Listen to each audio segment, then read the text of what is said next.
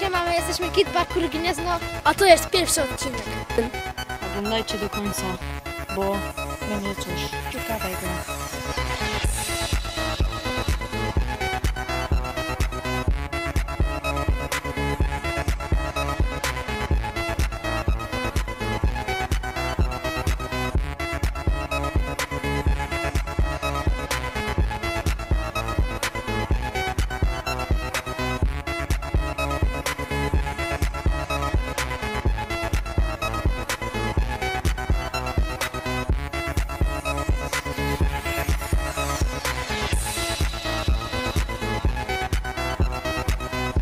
Teraz idziemy na drugi spocik.